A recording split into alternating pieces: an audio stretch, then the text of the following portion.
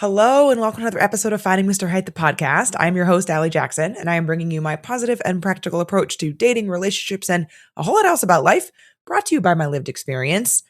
Welcome back to a part two of two-part series that we are doing on moving in together.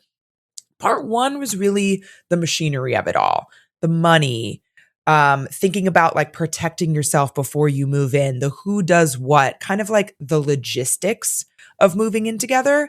So if you haven't listened to that, that was last week's episode, and you can go back and listen to that before you listen to this one. I think they're really standalone, but I did record them in order. So if you haven't listened to that one and you want to, that's where that lives.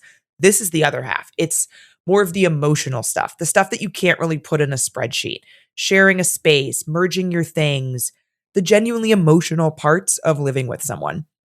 And for quick context, if you don't know, I'm about 9 months into living with my partner. We call him Skyline around here. And this is a whole like hindsight audit of the pre-move-in kind of setup that we had.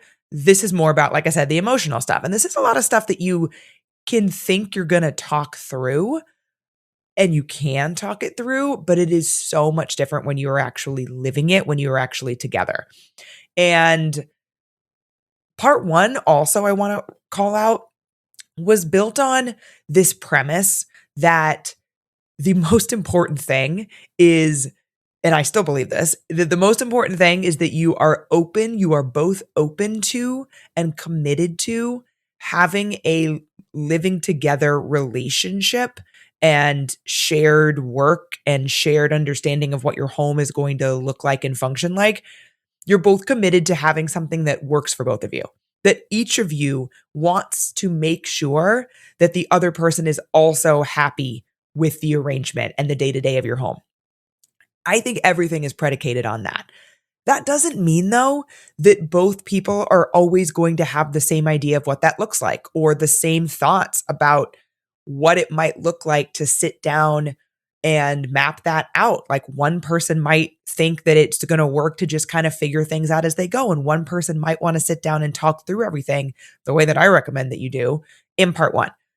And so coming out of part one, I actually did a little bit of a deep dive on this week's Patreon because I got a listener question about exactly that. It was from a listener who was about to move in with her partner and had suggested that they have the kind of conversation that we talked about in part one. And he was resistant to it. He didn't really understand why they needed to. He was, like I just said, thinking, well, can't we just figure that out? Why do we need rules? And we talked through that. And I think a lot of it's about the framing and about coming into it like a team. I just wanted to call that out because we talked a deep dive about that on this week's Patreon. Updates wise, we are in full summer swing in New York City, which unfortunately means very, very hot weather. And currently, as we speak, air quality issues due to wildfires in Canada. So firstly, really my heart goes out to anybody dealing with those wildfires. And hopefully, already I think it's starting to pass through. So hopefully they're getting under control, and not only the fires themselves, but also the air quality is going to start to improve. We're in full summer swing. I've been trying to spend as much time doing summer things as possible because I feel like at the end of every summer, I look back and I'm like, oh my God, where did the warm weather go? And one of the things that I committed to, and Skyline and I committed to together this summer, was hosting more people to use our outdoor space. Because if you don't think about it, it's the kind of thing that you can realize, oh my God, again, summer has zoomed by and we were like never outside in our own home. And it's something that I really prioritized when I bought my home, is that I wanted outdoor space and I don't use it as much as I should. So that's something that we committed to. We've already had some friends over this summer, and this weekend we are having friends over, and I'm really excited. We're doing Korean barbecue. So obviously in New York, we don't have a barbecue in our place, but we do have one that we have access to. And so our friends are doing all of these like marinated meats. We are in charge of all of the banchan. And I'm very, very excited about it. And then we're going to eat outside on our terrace. We've got 2 other couples coming over. So there's going to be 6 of us. It's going to be super fun. Also this weekend, I have a going away party for a friend of mine who's moving out of state. I'm so, so sad that she's leaving. I had dinner with her recently and I mentioned this, and I wasn't sure that I was going to be able to go to her party. But the volleyball tournament that was going to play in is getting canceled due to the air quality situation. So we're going to go. I'm really excited to see her like for one last time before she heads out. So that's going to be really fun. And Skyline and I are gearing up. We're starting to prep for his annual family vacation. His family does a beach trip in the South every month, or every year rather. And they've been doing this for like 45 years. Skyline's entire life, since well before he was born, his dad's side of the family and some family friends, the same group has been going to this same area for so long. It is such a cool tradition. Moves around a little bit throughout the summer. This year it's going to be in August, and we're actually driving down there. So we're starting to figure out with his family, like, what are we bringing? What are they bringing? All of these things. Skyline has actually been working on learning how to code apps. And so one of the things that he's working on is an app for group trips. Been using it a little bit for the music festivals that he goes to. We're very excited to test it out for this trip with his family in terms of like coordinating what everybody's bringing, for example, and having like the things that are going on. So I'm pumped about that. I love a productivity organization thing, and I do a lot of group trips myself. So could be something I'll use on a personal basis in the future. But that's been really fun. It's been his hobby of late, has been kind of learning all about how that works and building this app template that he's working on, which has been really cool. I've mentioned before that he is our CTO of the household. I'm our CFO, Chief Financial Officer. He is our CTO, Chief Technical Officer. And a lot of stuff falls under his purview.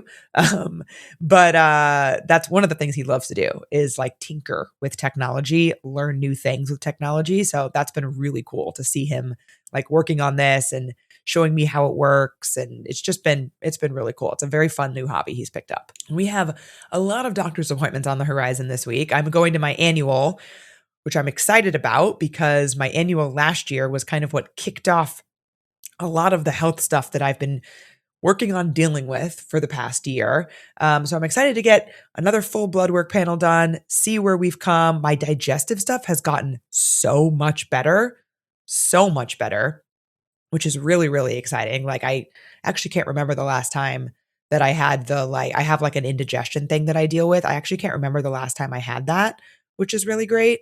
So I'm looking forward to that. And we are also taking all 3 cats to their preventative appointments this upcoming week.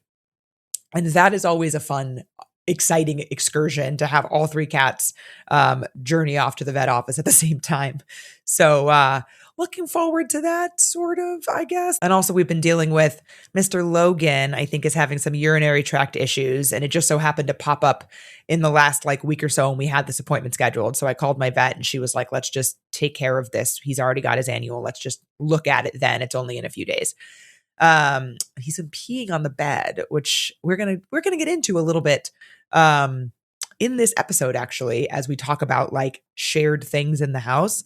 But for the last few days, that's been happening. So excited to get that checked out for him. Excited might be the wrong word, but looking forward to getting that checked out for him, figuring out what's going on. So this week we actually have 2 media mentions. I was doing a whole bunch of research on things that I could tie into this topic, and I just couldn't decide between these 2, and they don't really tie into upcoming topics that I have going on. So I thought, why not? Let's do 2.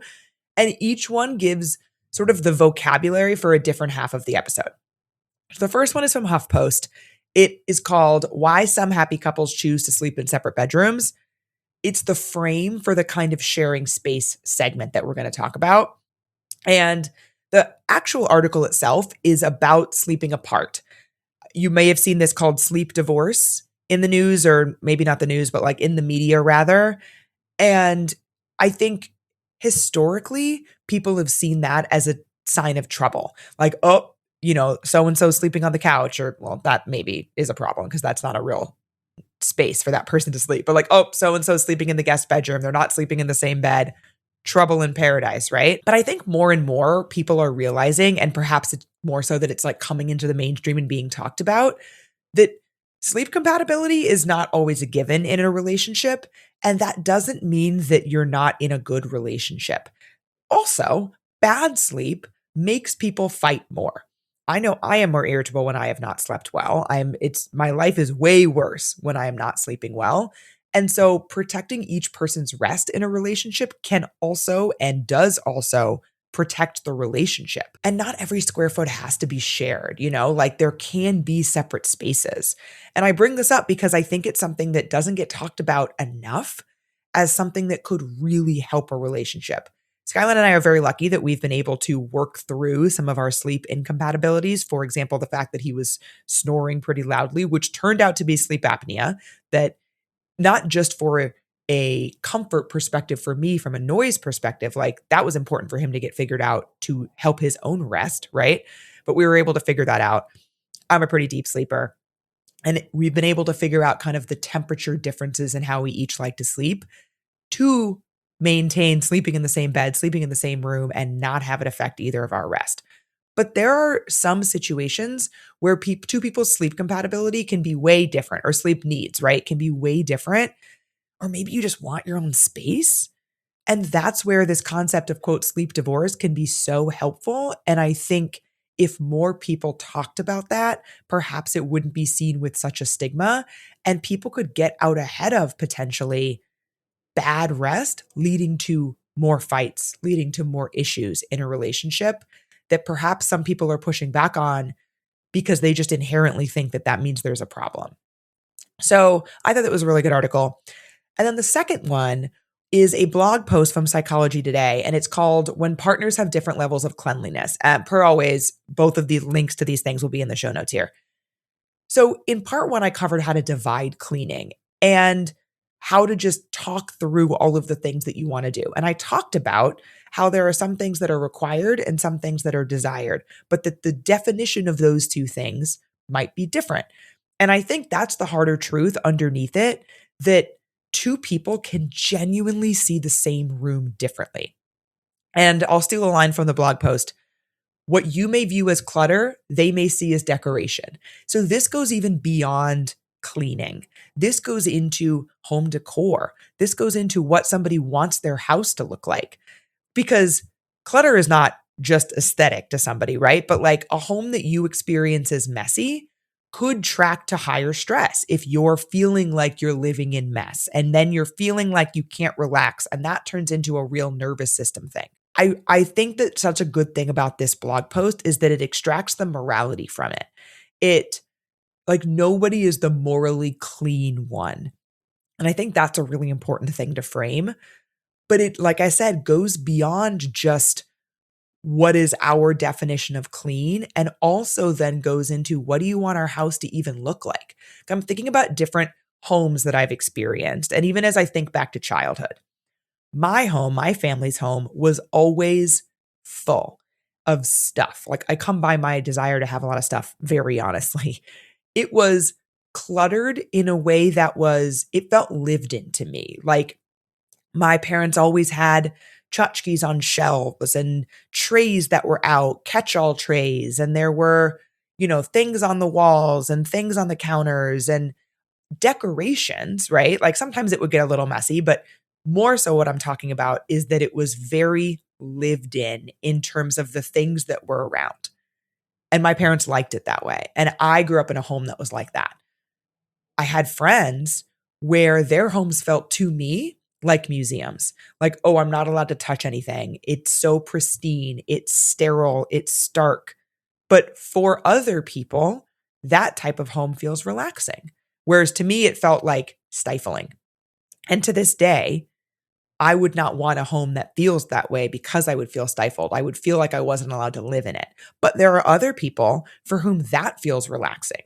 And if there were stuff around and things on the windowsills or the shelves or whatever in a way that felt overwhelming to them, they might then be in a higher stress mode. And so I think this article really talks about that difference in a really good way, in a way, again, that's not morally right one way or the other, but it's just different. And I also think it's something that is not necessarily something that's easy to talk about before you're actually living in it. Okay, so the first thing I want to talk about is sharing a space and, quote, never being alone again, which for somebody who lived by themselves, me, for a very long time, was something that I was extremely cognizant of going into moving in with Skyline. I've talked about this before, but I remember when I moved out by myself for the first time, I lived it with a roommate and the same roommate for the most part for 8 years of my time in New York and with the same roommate for 6 of those 8 years.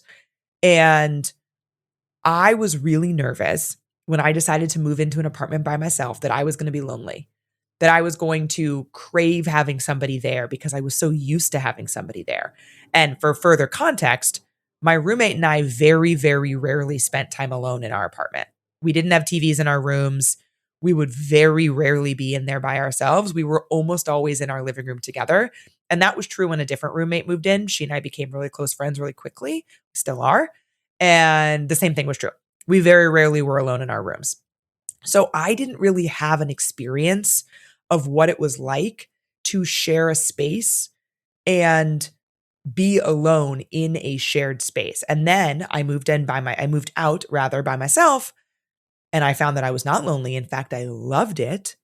And I loved being able to opt into having company, going out and doing social things or inviting people over, but more so the former. And then being able to go home to my place by myself and have my alone time. And I didn't realize how much I valued having my own space until I had it, because I had never had it. I had roommates all through college too. So that was something that was really top of mind for me when I was moving in with Skyline, because I had lived by myself for then 7 or 8 years and was then moving in with someone.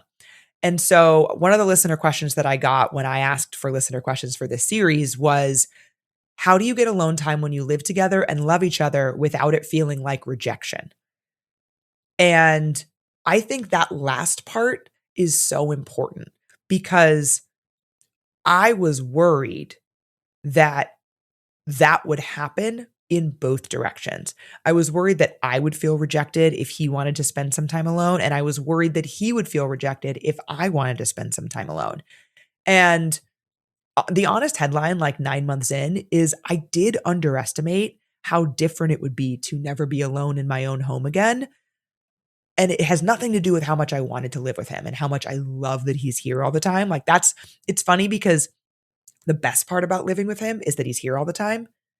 And the hardest part of living with him is that he's here all the time. The best far outweighs the hardest part. Like, it is so cool that I get to come home to him every day. And when I'm like at a client's office or when I'm at a volleyball game, that like, I'm like, oh, and he's there when I get home. Like, I fucking love that. It's so cool. And it means that you need to be more intentional about how you want to have time by yourself. And so one of the things that I've also had to be intentional about is remembering that it's not rejection, because the anxious attachment girly in me worries about that and has worried about that. And that's something that I talked a lot about in therapy. That was something I was actually working on actively in my prior therapy journey that I will continue to in my new therapy journey. That if you missed this, I'm talking about that in detail on the Patreon every week. But something that I talked about a lot was needing to remember that we don't need to be together all the time in our shared space, and that I really like when we're not, and when we have some time apart to then come back together, and that's not rejection. And for somebody who has an anxious attachment, codependent past, that has been really important for me to remember. So here's an example for you. He tends to sleep later than me on the weekends. I usually go to bed earlier than him, and I'm usually awake beforehand. This is also an issue that I've been talking about regarding my sleep quality and the fact that I've been waking up way too early. But even if that weren't happening and I was waking up at the time that I actually want to wake up, it would naturally be earlier than when his body wants to wake up. So there's this time in the morning, right? And when he first moved in, I felt weird about leaving bed before he leaves bed. And that was my own doing, right? That was my own brain telling me that I was abandoning him in bed. And that if I got out of bed before he got out of bed, that I was somehow like breaking our bond. And that, I was about to say that's silly, but I've been really working on not calling myself silly. That comes from my anxious attachment past, right? Like, that is my anxious attachment trying to claw its way out. And I have to say, no, this is okay. We are going to get out of bed and start our day. And that is totally fine. He needs more sleep. He's going to do that. And I'm going to start my day. And those early weekend mornings have actually become so special to me.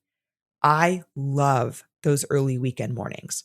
I make my coffee, I sit on the couch, I watch a TV show that he doesn't like to watch, which again, I could watch any other time. Like he would be happy to go play video games while I watch one of my shows. But it's like I just really enjoy that morning time. My mom gets up insanely early, so sometimes I'll call her if she's awake and we'll chat. I've really come to love that early morning. And I think talking about that and saying like, hey, like I'm, gonna get up and go start my morning. Obviously he's asleep, so we're not doing that while he's sleeping. But he was like, oh my God, yeah, like don't wait in bed for me. Because on the flip side, if I'm sitting there waiting in bed and then he wakes up and he realizes that I've been just sitting there waiting for him, now he feels guilty because he's asleep. But he shouldn't feel guilty. He's getting his sleep, right? And nothing's going on. It's not like I need him for anything. So I think the reframe for me, tying back into that kind of HuffPost article about sharing a space, is that alone time is maintenance for the relationship, not a withdrawal from it. And that can look a lot of different ways. It can look like a staggered schedule like we have, because on the flip side, I'm often going to bed before him and he is staying up and doing, playing his video games or listening to his audiobooks or whatever he wants to do at night. And then I'm getting my alone time in the morning. So it could look like that with a staggered schedule. It could also look like the, concept of parallel play is thrown around a lot in relationships and especially in cohabitation. And that is when two people are sharing a space but doing two separate things. And that could look like I'm watching one of my shows and he's in playing video games, or he like works on models. He's like working on his model and I'm reading a book. And we're together, but we're still doing our separate things.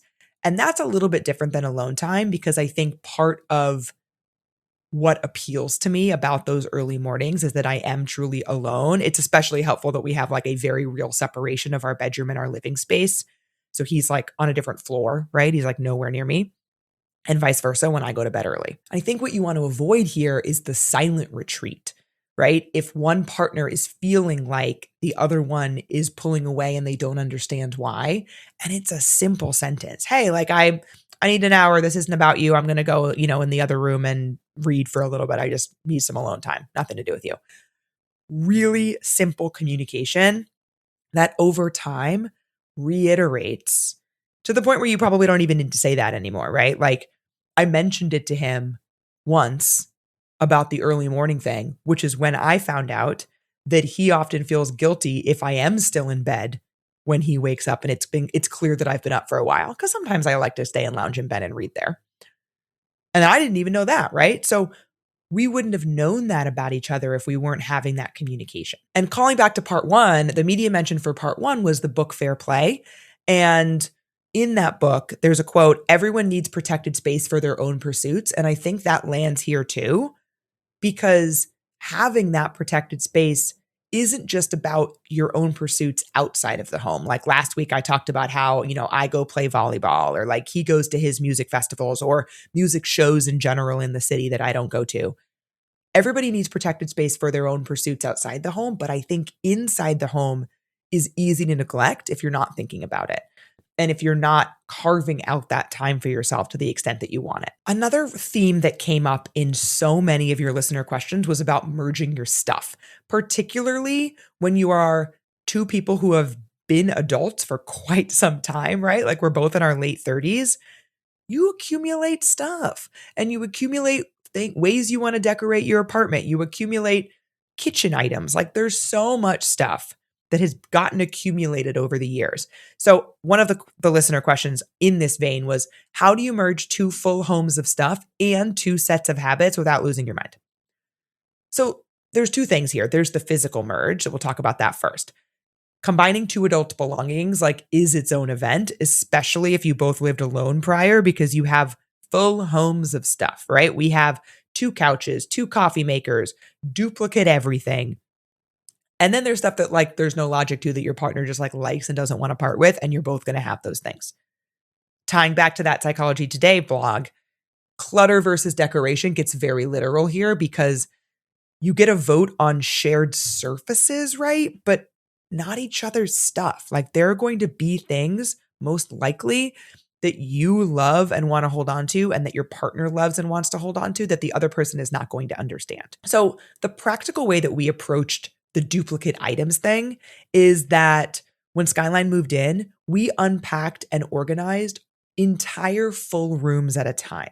And this would look easier if you were both moving into a separate place, because then you would have like, here are all my kitchen boxes and here are all your kitchen boxes and we can unpack them all together. Or you can try to approach some of it in advance. We decided not to approach it in advance and to actually move all of his stuff and then decide what we were going to keep versus give away or sell in some cases. The reason is because it just felt like a lot to take inventory of like every kitchen item that we each had in order to figure out where our duplicates were and also which one we wanted to keep if there were a duplicate and we didn't want to. It felt a lot easier, and it turned out to be a lot easier in practice to do that live and to be unpacking his boxes and be like, oh, you have an ice cream scoop. I have an ice cream scoop. Which one of these do we like better? And that's where some of the emotion of it comes in, because an ice cream scoop is probably not going to hold any sentimental value for somebody, but there are going to be things probably that hold sentimental value for you and not your partner, or vice versa. Or there could just be decor differences in preferences. Like I have a full set of plates and bowls that I like. Obviously, I bought them. He has a full set of plates and bowls that he bought and likes because he bought them. So he obviously likes them. And it's about, I think, talking through, one, do we need all of this? Because in some cases, it makes sense to have two of something. Like for example, we kept all of his glasses and all of my glasses because I didn't feel like I had enough. And so now we have two sets of glasses and they look different, and that's fine. But also, there were things that we certainly did not need all of. All of his plates and all of my plates and bowls. Literally, like, even if we wanted to keep them, they wouldn't have fit in the cabinets. So we had to make a decision. And I think a lot of those decisions comes down to who cares more. Now, if you both care equally and a lot, then maybe that means, well, we keep everything. But in this situation, I really loved the plates and the bowls and stuff that I had, and he really didn't care about his. So we donated his, we kept mine. On the flip side of that, he had a set of knives, I had a set of knives. We don't need two full sets of knives. He cared a lot more about the quality of his knives versus the ones that I had. We kept his. So we kind of worked through it that way and tried to figure out either, should we keep both of these things? Can we keep both of these things? Do we even want to? Is there an obvious choice? Like, for example, we both had a couch. The obvious choice was to keep mine because one, it was bigger. Two, it fits in the space. Like I bought it for this apartment versus his, a smaller couch bought for a smaller apartment. Made sense to sell his and keep mine. And then if we're still at a stalemate on those questions, is there somebody who cares more? Or can we make trade-offs? And I think that's where the emotion of it comes in. And there's also going to be things that are not practical items, that are just things that each person likes to have in their house, and figuring out what you're going to do with these things. So 2 examples on either side of this. Skyline, I mentioned models earlier. Skyline likes to build models. They're like, they're not Legos. They're even smaller than that. They're like very intricate models that he builds. And those models then become full-size things that he's put together, and he had displayed them. Obviously, I did not have displayed models in my home previously. And if left to my own devices, I wouldn't, right? Like that's not a design aesthetic that I'm looking for. But he loves them. And so I want to honor that. And I want him to be able to have the things on display in his home that he wants to. And so we then talked about, okay, where would be a good place to put this? And he was like, oh, I think the office would be good. And we got shelves and we put them up, and now they are in our office. And I think that is an example of kind of working through the emotions behind something where he was like, I really like these. I put a lot of work into them. I want to keep them up. And on my end, I'm like, those are not part of my design aesthetic that I would like for my house, but we compromise. An example on my end, plants. I love plants. once I have figured out which plants I can, one, keep alive, and two, will not kill my cats, I want all of them. I want so many plants. And Skyline had a couple plants in his apartment, but if left to his own devices, he would not have nearly as many plants as we have, including like the outdoor garden stuff, the indoor stuff. He wouldn't have nearly that many. And so, because that is something that was important to me, that is on my 100% owned chore list of things that I do. I always water the plants because, again, left to his own devices, he wouldn't have any. Does that mean he's never going to do it if I'm out of town or something? Of course not. But that's an example of something that like emotionally meant something to me from like a decor perspective. I really like having plants. There's other things that are now associated with those things. And so I take those on. Luckily, we agreed. And somebody else asked about like petty preferences, like toilet paper over or under. Luckily, we agreed on that one because nightmare if I was living in a toilet paper under type of house. But another question that came in was like, what if you both have the same side of the bed preference? And again, I think this is somewhere where who cares more starts to play in. And this is a place where I moved sides of bed for a couple of reasons. So we slept on the same side of the bed. I would, and still do, tend toward the middle by the end of the night, but we slept on the same side of the bed. And in my apartment, at the time, my apartment, now our apartment, the side of the bed that I slept on was sort of the obvious side of the bed if you were the only one using the bed. Like it's the one that is closest to where the bathroom is. It's got the most space next to it. The other side of the bed is like a very small space, even when my bed was smaller, next to a wall. So like if you're the only one using that bed, it's pretty obvious what side you're going to sleep on just based on like where the space is. So he also slept on that side of the bed though. The other caveat and thing that came in when he was moving in, and actually this was true when we first started dating, is that I just so happened I was dealing with a really, really horribly healing cartilage piercing in my ear, and it was in my left ear. And I finally bit the bullet and got rid of it. So this is no longer a problem. But it meant that if I were on his other side, like if I had kept the side of the bed that I typically sleep on, I couldn't turn towards him because I'd be on my left ear. And so that also factored in. But the bigger thing was that he gets up way more throughout the night. And like I mentioned before, he goes to bed later than I do. And so for both of those reasons, it makes way more sense for him to be on the side of the bed that is closer to the bathroom and easier to get into if there's somebody else already in bed versus like kind of shimmying up the side of the wall and climbing into my side or having to go like all the way around the sleeping person to get to the bathroom. Makes way more sense for him to sleep on that side of the bed. But that's an adjustment that I had to make, and I didn't really care. So that's the direction that we went. And there's going to be stuff that comes up that you don't realize bothers you until you're like in the moment.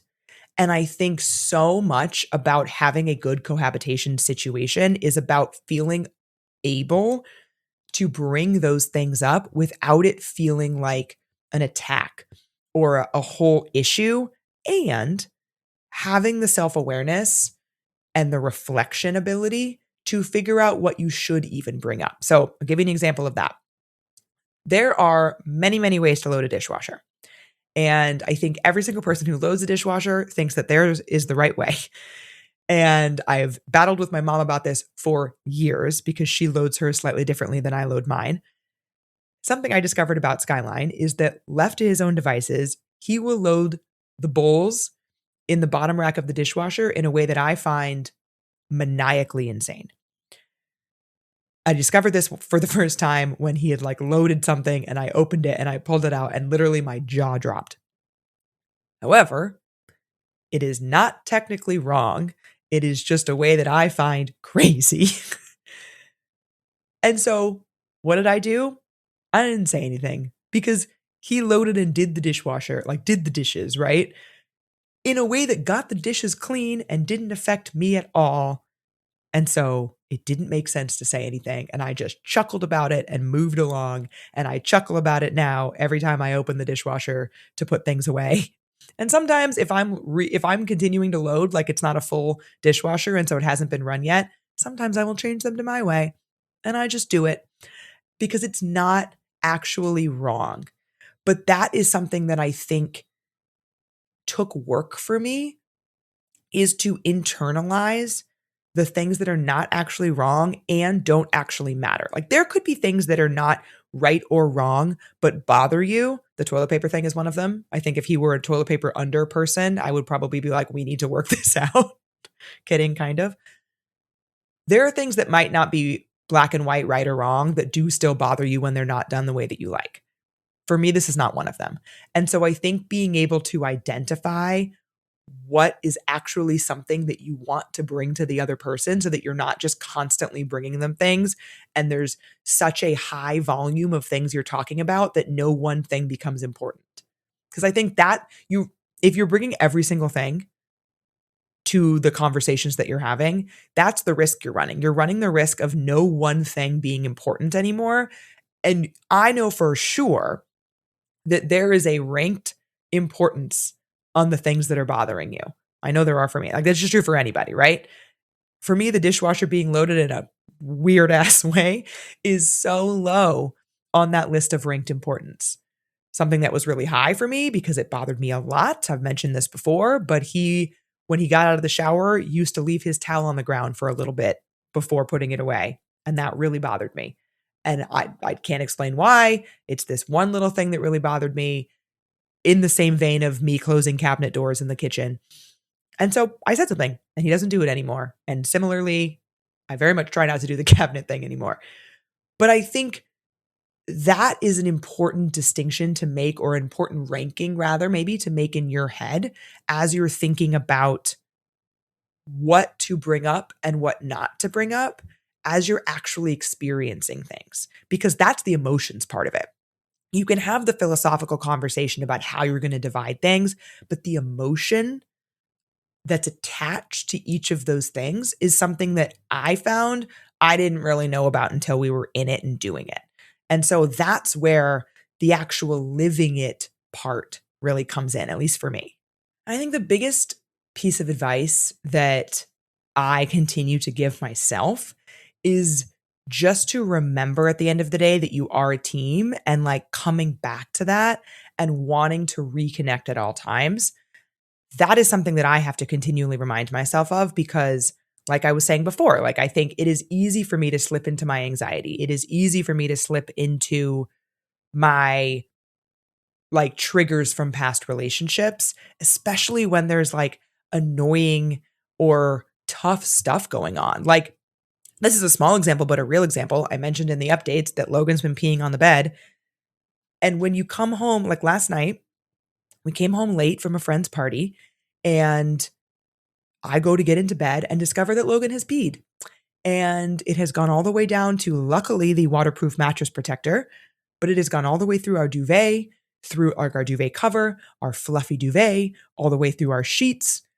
And now we are dealing with that instead of getting into bed like both of us wanted to. And that's hard to have to like navigate through that with someone too, because both of you are experiencing emotions, right? Like you're both annoyed, maybe you're angry, you're dealing with this, but trying to remember that you were on the same team in that. And again, like I said, this is a small example, but something that's like real is in my previous life, right? Living by myself, I would come home and that would be annoying and I would have to deal with that. And maybe I'd be angry and like huffing around, but I'm huffing around and angry by myself and not needing to worry that somebody else is going to be thinking that it's about them. The reframe, though, is that I have a partner and a teammate to do this with. That like it is annoying as hell to strip a bed and to have to do all of this stuff at whatever time it was late, and to have to like put sheets back on a bed at that time when all you want to do is just get into the bed. That is annoying to do, and having someone to help you with it is fantastic. And so reminding myself of that, I think that's overarchingly, as we think about all of the emotions that go into living with someone, there are more to navigate, but there's also such reward there if you are navigating it with them as a teammate. And that's something that I don't always do well. And I have to remind myself of that, like, I get to have someone to lean on. And something I've been talking about on the Patreon as I go through this therapy journey that I'm on currently, is that I don't like feeling like I don't know how to do something. I don't like feeling like I need help.